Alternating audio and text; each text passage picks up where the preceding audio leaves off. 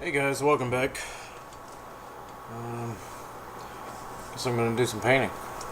Get these red wheels painted up. Before I do that, I'll show you what I've been working on. I got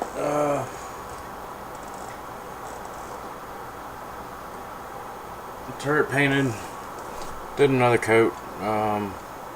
Which turned out great, but then I put a coat of matte varnish on it, hoping to get rid of the brush strokes. Well, that pretty much brought it back to the same color I had, which is whole red. So I'm back to where I started. What I did before this morning actually is I got this weathering pigments powder or whatever. It's dark rust. I mixed that with some matte medium and a little bit of red paint and put that on. And that was, man, that turned out great. Those of you on the ISM forums will probably see it on the thread I have about the VK 4502. It turned out great, and then I put this matte medium on there, and it just really darkened it up. So I don't know if I'm gonna do another coat of the rust pigments, mix or not. I probably will, just because, man, this is just, it's brown. It's not red. So hopefully, man, it's gonna be like 4 coats of paint on this thing then.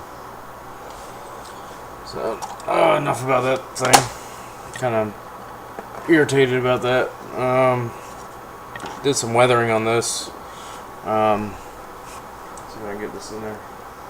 We got some of this stuff a while back. I figured I'd give it a try.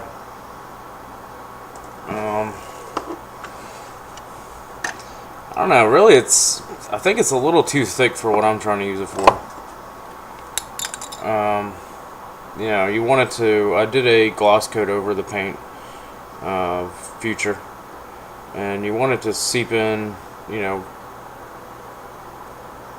to all the panel lines, which normally when I do stuff like that, I'll mix up some oil paints and terpenoid, or a turpentine substitute, and that works great. I mean, it's real thin.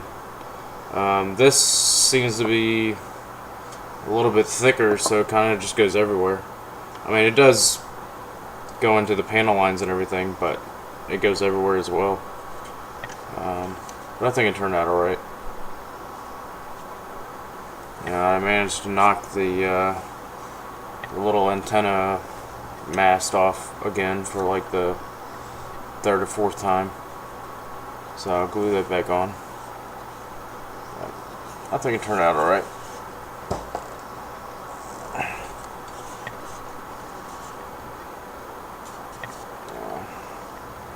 Maybe a little dirty, but I don't know if I really want to put the time into cleaning it all up. So we'll see. So for this video, I'll be painting all the running gear for the Panzer II.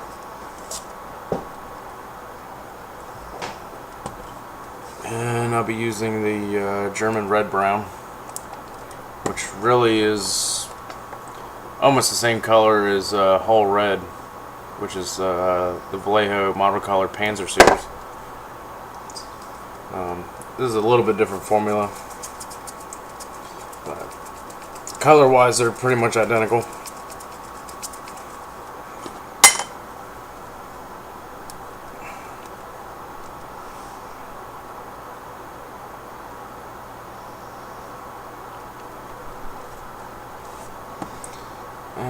shoot, I guess I should have sanded all these down before I try to paint them. So hopefully that paint won't dry out.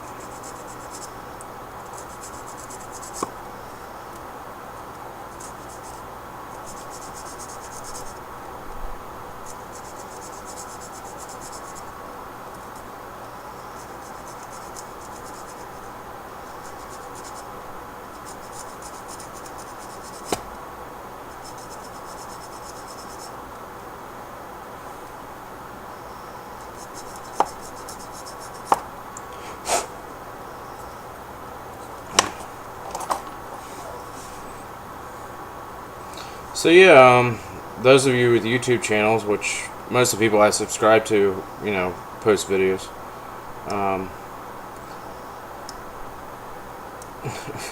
If you haven't noticed already, YouTube is, in his infinite wisdom, has decided that they need to integrate, I guess you'd say, Google Plus with YouTube, which it was already somewhat integrated, but now you almost have to have a Google Plus to comment, or I don't know, just you can't reply to other people's comments. You know, you can't click on a thing that says, "Hey, I want to reply to this," you know, this comment. That's not in there anymore. So that's kind of a pain. I mean, you know, you can mention the person's name and stuff like that, but yeah, I like the old format where, you know, it showed up underneath what the original comment was. And this new format, man, I'm really hoping they don't decide to stick with it, because it's, I mean, it's not even one of those things where you could get used to it. I mean, maybe they haven't finished,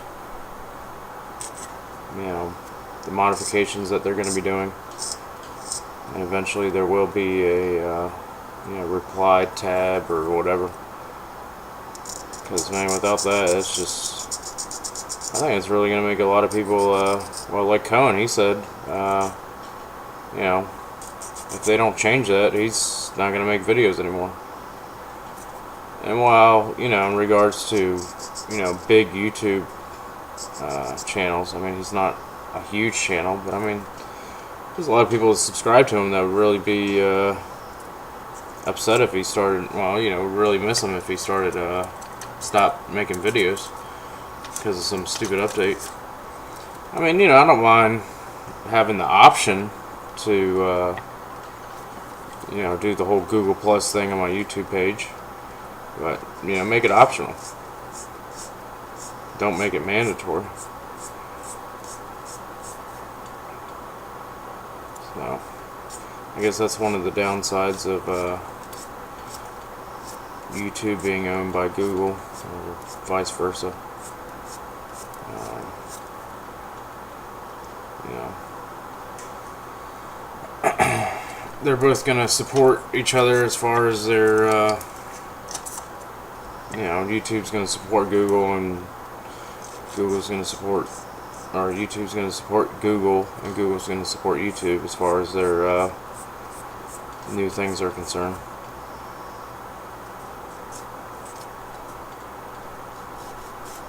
And I don't know, I haven't really gotten into Google Plus.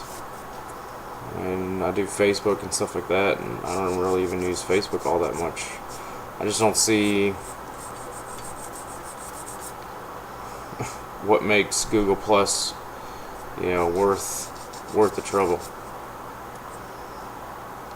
So, yeah, I really should have done this before I poured that paint, because that stuff's going to start drying already.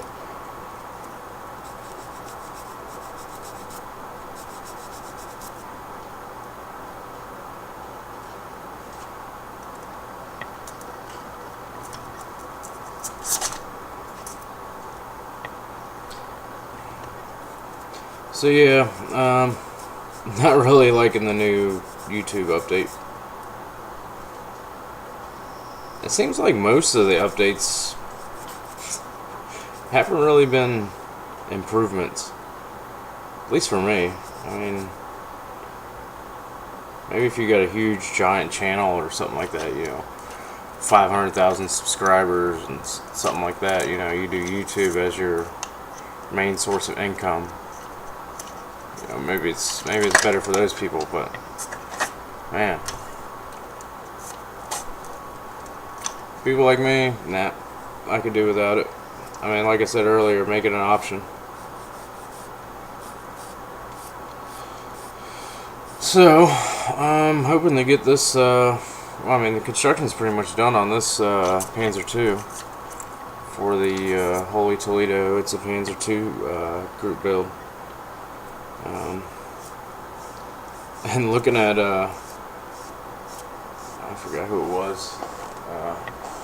He's doing the Dragon's version, one of the Dragon's versions of the Panzer II, and just the, it's a heck of a lot more parts, but man, the detail on it is a lot better than this little $15 Tamiya kit, which I'm sure the Dragon one costs a little bit more than $15. But just looking at some of his build pictures, like he's got the back of this here, and while all the same parts are pretty much here, it's just quite a bit more detailed than this Tamiya kit.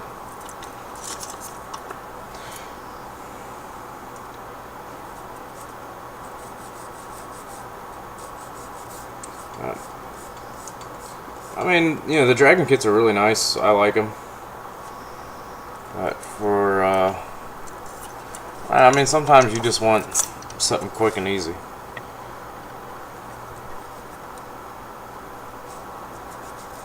Like those of you who watch my Panzer IV videos, I've been working on that thing for, I don't know, a year. I don't know if if I put together all the the hours I've spent working on it. Shoot, maybe and I take my time working on it too, but yeah, I don't have the box handy, but it's like 700 and some pieces. So, and this Tamiya kit, Panzer II, is probably 30 pieces.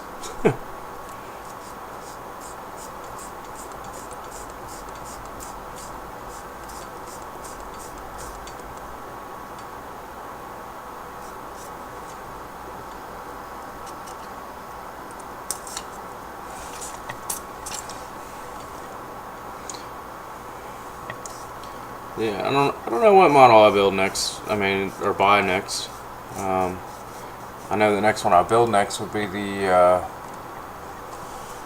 what is it? Canadian Cougar for the Canadian group build. But as far as buying another kit, I don't know. I kind of want to try some different brands. I pretty much have only done Tamiya, and Dragon. Kind of want to, try out some AFV Club, maybe, or Cyber Hobby, which, from what I hear, is pretty much the same as Dragon. What else is out there? Bronco.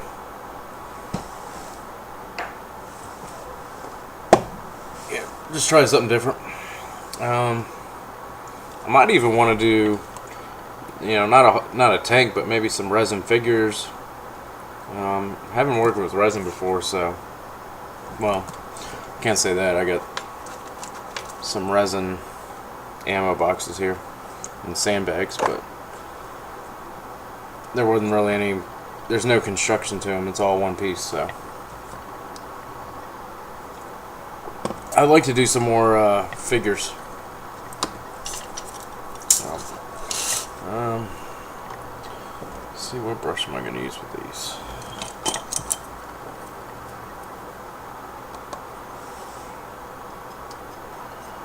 I know you really shouldn't add water to your primer, but it just makes it brush on a lot better.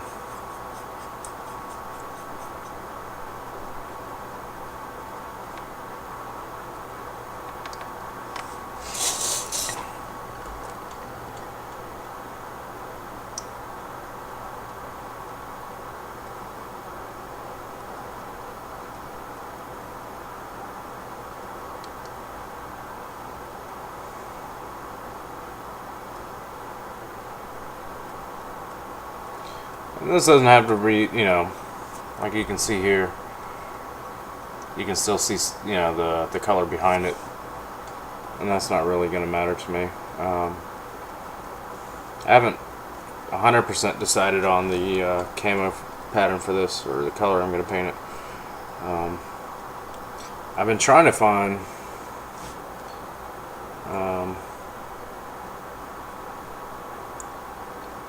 some 2nd SS Panzer Division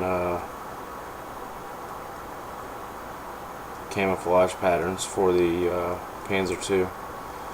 I know I showed you guys that base that I bought for this Panzer II, but I got this Panzer IV here, which I modeled after a somewhat after a picture I saw of a 2nd SS Panzer IV, and I know, well, a 2nd SS Panzer IV in Kharkov,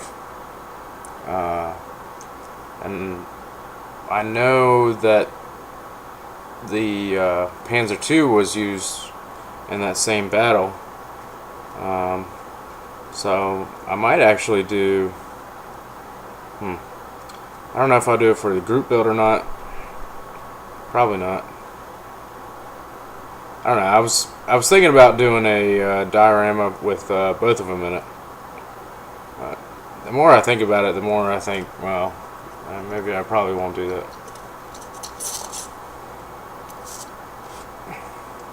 That would just be a huge base. I mean, I could do a smaller base like what I have now, but it's just going to be so cramped on there, and I don't think I'd really like that look.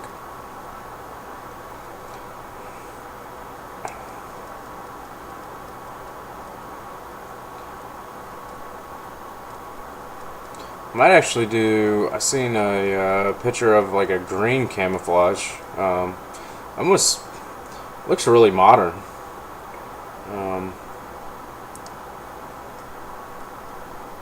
But the Panzer IIs were pretty much used, from what I've read, they were pretty much used for the entire war. I mean, not so much towards, you know, the end, as a lot of the Panzer IIs were being made into, you know, they were using the chassis for other vehicles. Whether it be, I think they use them for some artillery pieces, and or self-propelled artillery pieces, and some for tank destroyers. But from what I've read, there were, you know, quite a few Panzer IIs that made it through till, you know, 45.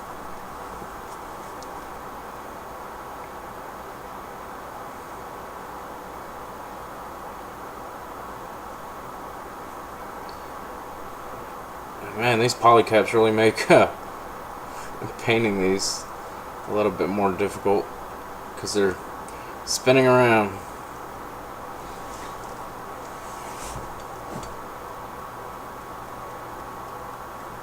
Yeah.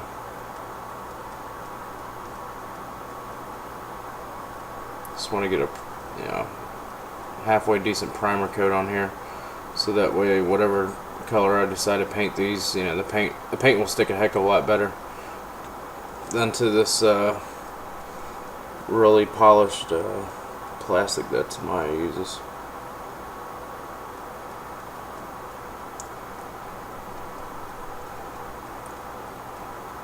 Yeah, and it looked like that Dragon Panzer II, that, man, I can't remember his name. I'm gonna have to look. Give me 1 second.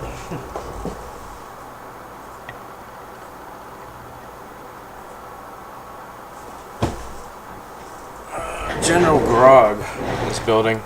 I don't know if he bought that interior separate or the Dragon one comes with the interior. But he's got an interior built for it, and man, that looks pretty neat. Which is kind of unfortunate because, I mean, the hatches in these things are so small. I mean, maybe the front hatch you'll be able to see quite a bit, but man, the commander's hatch is so small that, man, you really wouldn't be able to see much of anything in there. I mean, you could have a completely 100% scale accurate interior, and if all you had open was the commander's hatch open, yeah, really wouldn't be worth your time, I don't think.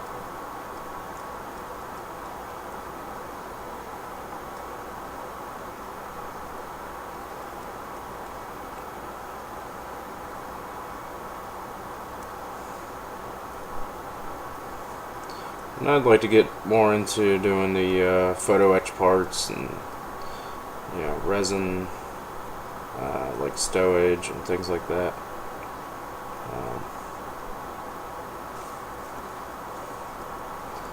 But man, after this Panzer IV build that's taken me forever to do, I've been kind of doing these easy kits, or, you know, kits with a lot less parts. Just give myself a break from, you know, I'm sure if I really wanted to, I probably could have put this Panzer IV together in a week or two, but man, if I would have done that, I would have just got burned out so quick. I don't know if I would have ever got back in the hobby.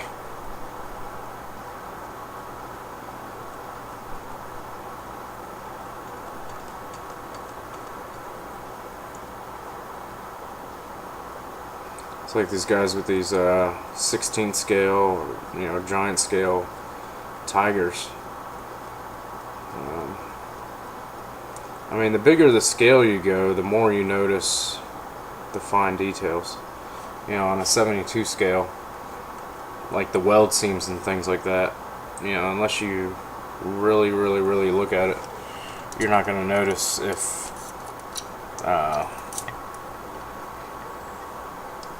the ends of the armor are where it's got that rough cut. You're not gonna, you know, notice that real, you know, as easily in a 72 scale as you will in a 35th scale.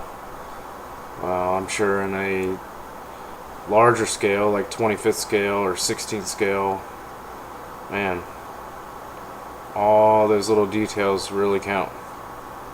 So, yeah, I'm sure it'll look great, you know, built out of the box, but it's gonna, I would think it's definitely gonna look a little low on detail. Just from the pictures I've seen of those large scale Tigers. Shoot. Put these a little too close together on this block.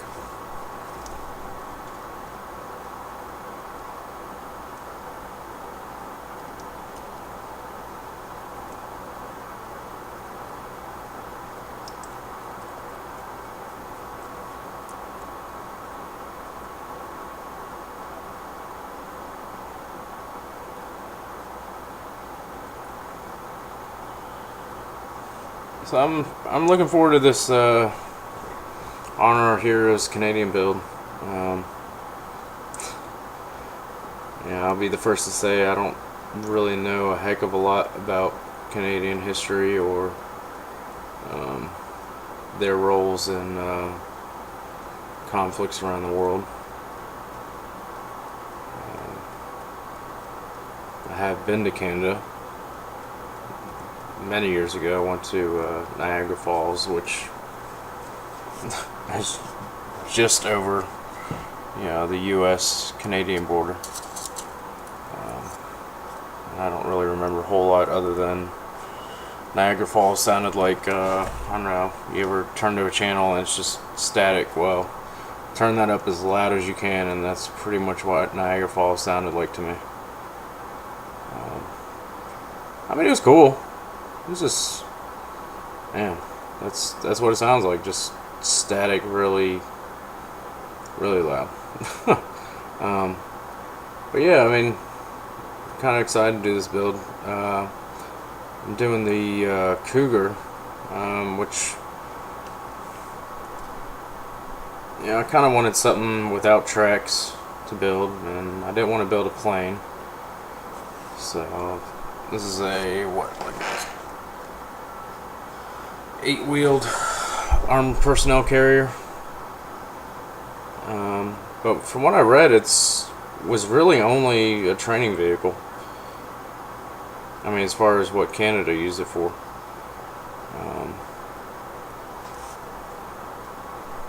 And there's really not, I mean, not that I found, there's really not a whole lot of information about them, you know, as far as pictures go.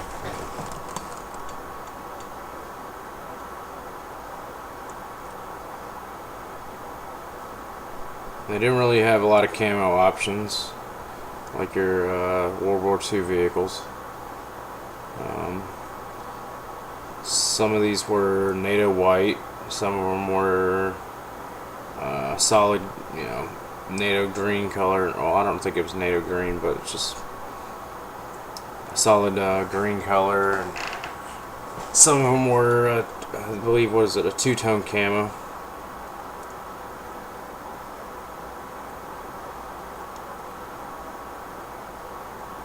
I'm gonna try my hand at like color modulation with this one, you know, with slightly different colored panels, different tones. I don't have a modulation kit, which, you know, you can buy nowadays, which, you know, comes with all your colors already done up and pretty much just paint them on. But I do have a couple different shades of green, and so I might give that a try. And I'm going to try to do the anti-skid plates or slip plates that are on the tops of the vehicles. I'm going to try to model that. From what I read, I mean, it's a good kit. It's a trumpeter kit. There really isn't any issues as far as, you know, things fitting, and from what I remember, they didn't really need any putty to fill any, you know, seams. So that's always nice when a kit goes together, you know, like it should. And some kits you need so much filler and putty for them that it's just like, man, did anybody ever put this kit together before they started selling it? Because I don't know how a halfway decent model company could put out some kits. I mean, when, you know, major pieces don't even fit together, I don't know, it's pretty poor. I've been lucky and haven't really had that problem with any of these kits that I built recently. I remember building old like AMT model car kits, and man, on some of the, I mean, I know they've had those molds out for forever, which is probably half of the reason. But, you know, things didn't always fit right, or hardly ever fit right, and there was just flash like crazy. Like, with all the flash you scraped off of those things, you could probably almost make another kit. If you melted all that plastic down, they could probably make another kit out of all the flash that was on those kits. It was pretty bad. They were cheap, so I mean, can't really expect, you know, a whole lot.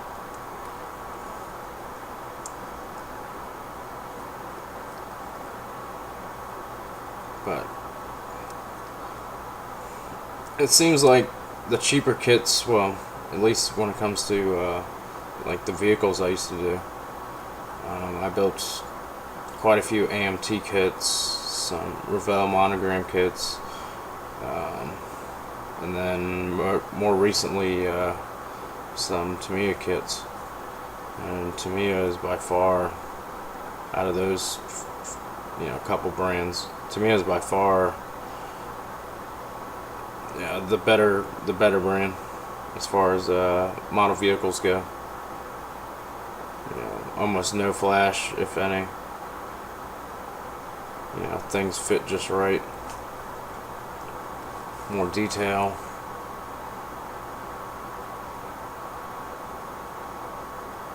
This is a better quality kit. I mean, you know, you'll pay for it.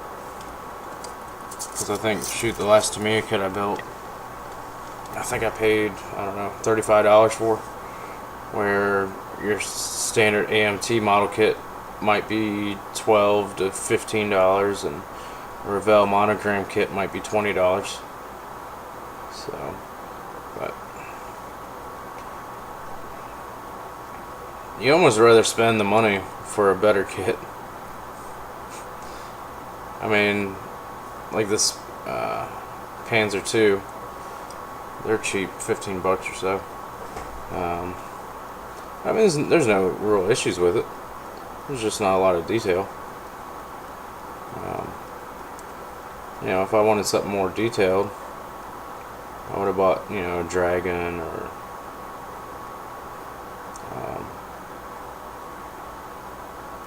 what was it, the Cyber Hobby. So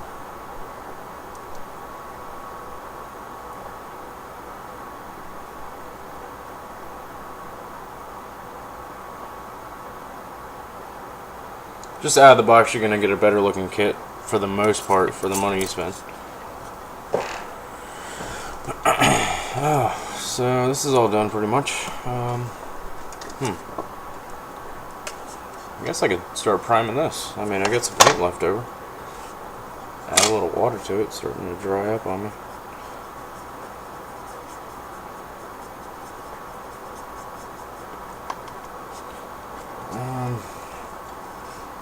Shoot, I still have parts to add to this, but I'll still get a basic coat of primer on it. Get it started.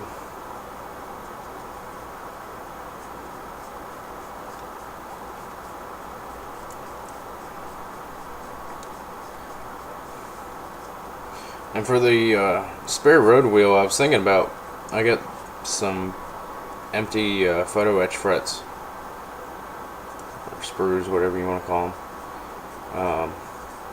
I was going to try to cut some of those out to make the more accurate mounting plate for these spare road wheels, but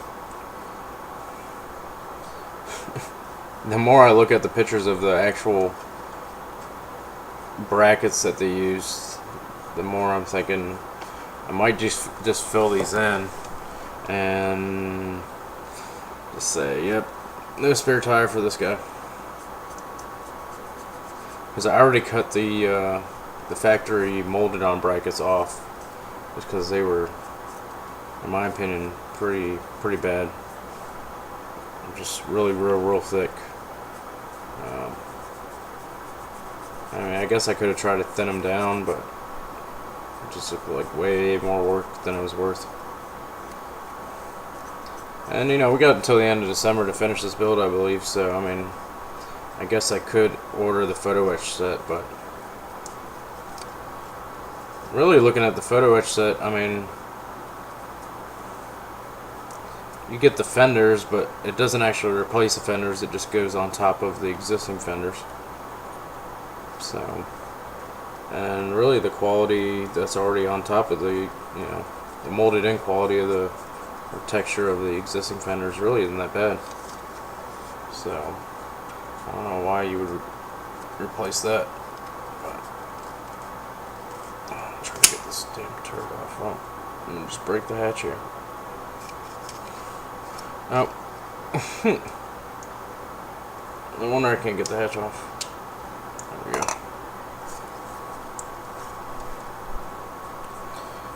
So I don't know. On that, I really can't justify spending the same amount on a photo etch kit as I did on the kit. Man, I know it'll make it look better, but I don't know. Just hard for me to justify that.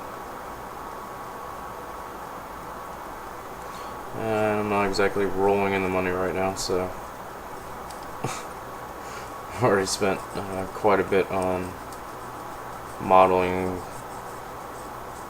things this month.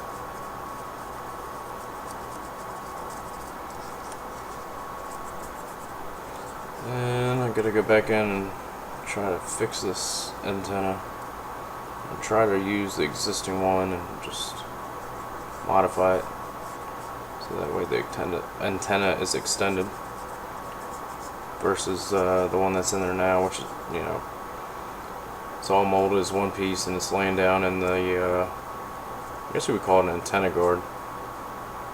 I'm sure it's got some fancy German name, but I'll call it the antenna guard.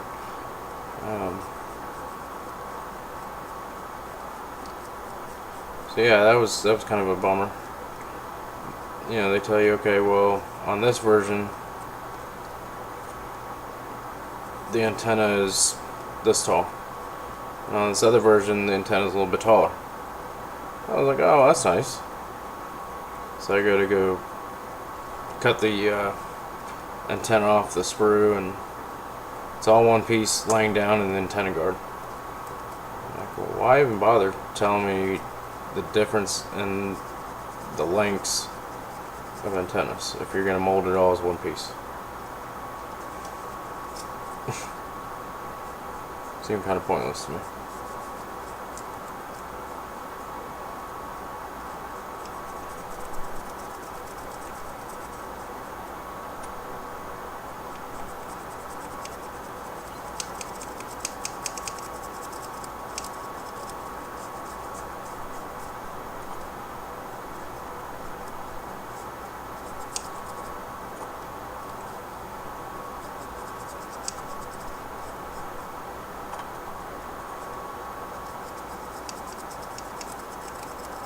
I'm really hoping I can finish this Panzer IV soon. I just got to build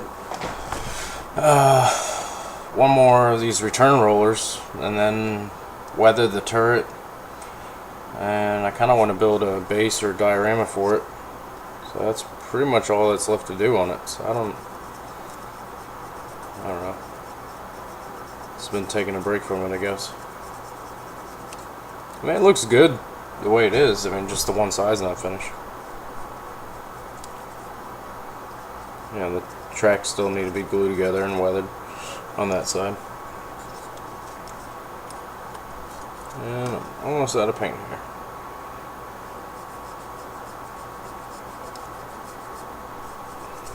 Which is good.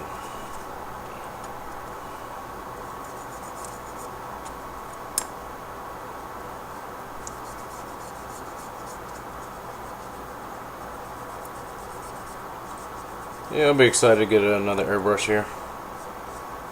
It just makes painting so much, I don't know about easier, because, you know, after every session you really need to break down your airbrush and clean it all out, which takes a heck of a lot longer than cleaning out a paintbrush. Paintbrush take me 20 seconds to clean out a paintbrush, unless I forget to clean it out and the paint dries in it. Which in that case, unless it's a nice paintbrush, which I don't really have any of, I'll just throw it in the trash and get another one. Just the overall quality, or the I mentioned this in one of my other videos. Consistency of the paint is a lot, you know, the paint work is a lot better. So like on that VK4502 I'm doing, you can see the brush strokes in it. Which, you know, I could thin out the paint and do a bunch of little coats where you probably wouldn't even see the brush strokes, but that takes a lot more time. So I mean, by having an airbrush you can do much finer work, you know. You're not going to see those brush strokes. and an airbrush, obviously. So, almost done priming this guy. And these little gaps are fun to get to. See if I missed any spots. I probably should have done this before I primed it, but I was thinking about, you know, kind of twisting up these fenders a little bit. You know, make it look a little bit more used. Because these fenders, you know, I'm probably going to thin out these fenders too.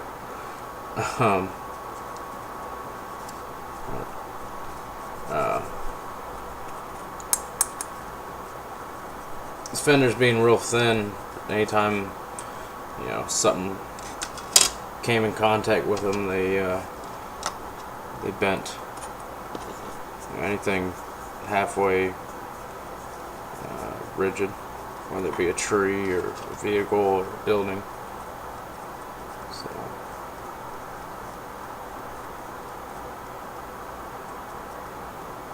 a lot of times they really got torn up.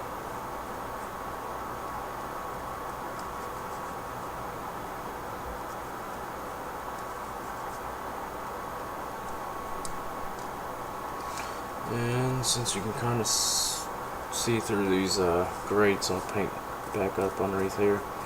Eventually I'll probably go back with some black.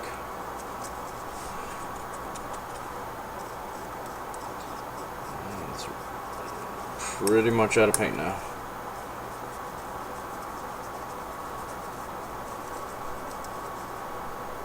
Alright. I think that's it.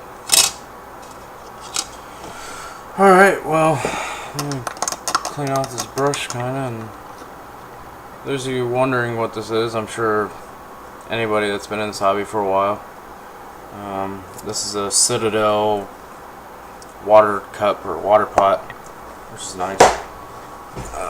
I like it just because it's got these little grooves in it for different size brushes, and you can pretty much just sit your brush in there and it's not laying in the bottom where all that stuff's, you know, that gunk's laying.